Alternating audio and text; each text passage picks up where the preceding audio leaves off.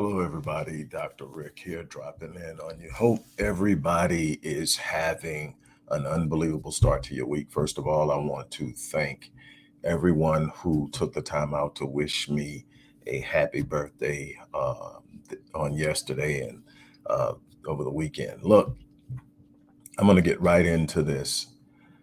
Um, a lot of you have known for a while that I've been working on book number 25, The War on Black Wealth, Chasing the American Dream. And we are at the door. We are releasing it at the end of the month. And I just wanted to talk to you about it because I think it's some of my best work. This is book number 25. Um, my goal has been from the beginning to provide information in a way that people can take it and use it and apply it to their personal lives, where people can come together as groups, as families, as communities, and use the information to strengthen their communities, build their homes. In this instance, this is about generational wealth. And what I decided to do is take both a historical approach as well as a socioeconomic observation of where we've been, where we've come from, why we're where we're at, and what we need to do differently moving forward so that the average Black household can begin to build generational wealth. And so this isn't your average or your typical book. We're going to visit everything from reconstruction, the Black Code, redlining. We're going to visit urban renewal, benign neglect.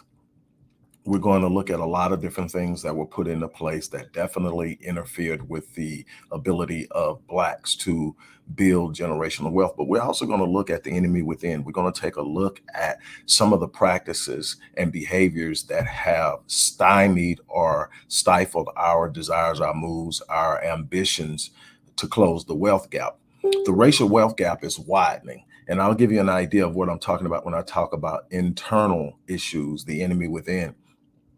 Uh, the median household wealth for whites is above 177,000. On the other side, the median household wealth for Blacks is under 18,000. Yet, Blacks purchase more Mercedes Benz every year than whites. It's been that way for a while. And people, and you would ask, okay, how is it that there's this big wealth gap, and yet Blacks are purchasing more expensive cars? And it's not that, it's clothes, it's bags, it's everything that symbolizes I've made it without actually having made it. We can't take hold of true wealth, so we take hold of the symbolic representation of it as we see it: the Louis Vuitton, the Mercedes Benz, the BMW. And when you look at it and actually study it, our idea of what wealth is has been skewed by the media and so much more. Actually, the average vehicle driven by a millionaire is a Toyota. Now, obviously, there are the extremely wealthy that drive nice cars, and that's what you get fed constantly. But the people who are making up the vast majority of what we see in this median wealth gap aren't those people. Everybody's not living in 90210, shopping on Rodeo and Melrose and all this other stuff. That's not the average person. Regardless of race, the average person is building portfolios. The average person is creating passive income. The average person is investing in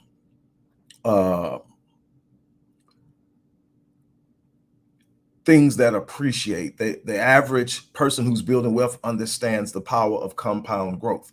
And these are things that we are not optimizing. These are things that we're not using on a regular basis.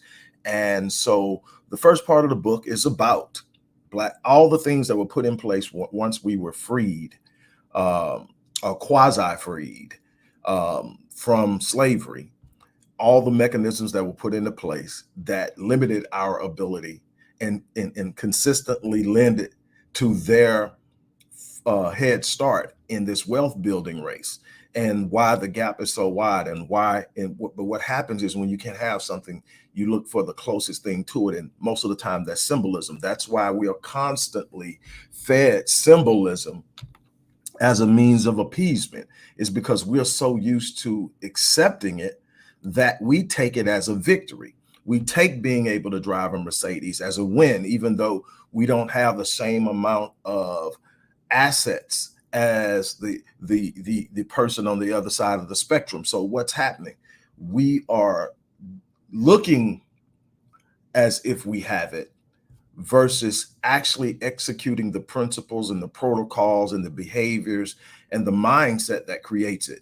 And so this book is about changing the narrative, changing the behavior, creating the capacity not only to practice it, but to teach it and to share it and to inculcate it into the minds of our youth, so that as they grow up with the right thought processes, the right mindset. There's so much that has to be done on a social level in order to execute the financial principles, because so many of us have a mindset that's not conducive to building generational wealth. We are not looking at money and seeing the distinction between money and currency, one, which is going to be an issue in the near future. Number two, we don't see how our relationship with money has to change in order for our situations to change.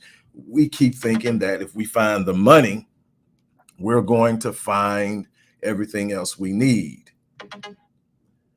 And so I am challenging everyone. If you haven't ordered the book, the link is in there in the book. For those of you who still want for about another week to actually put a tribute in the book, you can simply donate to the Odyssey Project. Anyone who donates over this period of time will be sent an invitation to submit a tribute to whoever you want to pay tribute to yourself. If you've done something exceptional over the last year or two, whatever, you can pay tribute to yourself, but you can pay tribute to anyone you want to just by making a donation, and it will go in this particular book. But you can order the book. The information is right there in the description box. I want you to really take a look at this.